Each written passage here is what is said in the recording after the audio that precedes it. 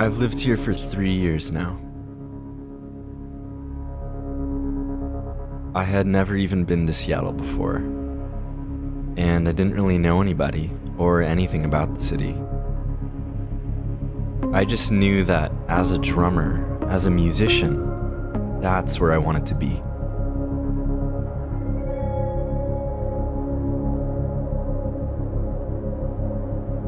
The tempo of the city is unlike anything I've ever experienced before. It's kind of misdefined and very controllably neurotic and full of art and music, and I don't even feel like the same person that I was 3 years ago. My entire perspective on life has changed, on people, on emotion, on just what even it means to feel human. The places I've lived and every coffee shop that I've worked at and every single person that I met at the shows that I was going to, whether it was like punk rock or alternative indie rock or house electronic, everything started to kind of get into my heart and mold into my DNA, and it changed everything about how I expressed myself. As time went on though, I became unusually isolated and lost my love for other people and music and life, and my reality just felt off. And it got worse. Lonely. I felt very, very lonely.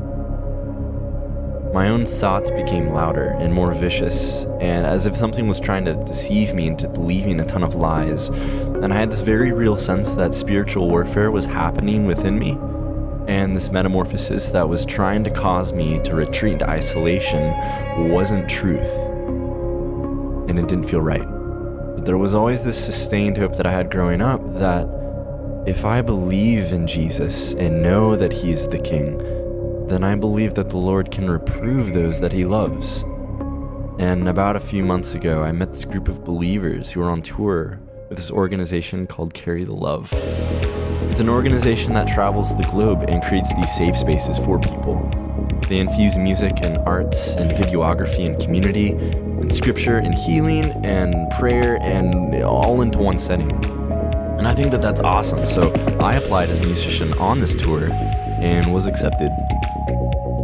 So I'm leaving in January across the entire country through the beginning of May on this totally new adventure, and not really knowing if I'm going back to Seattle.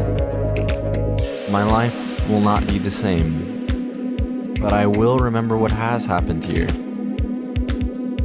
I'll leave with all of these memories of the music that I discovered and the songs that I wrote, and it's just time that I continue forward with all of that.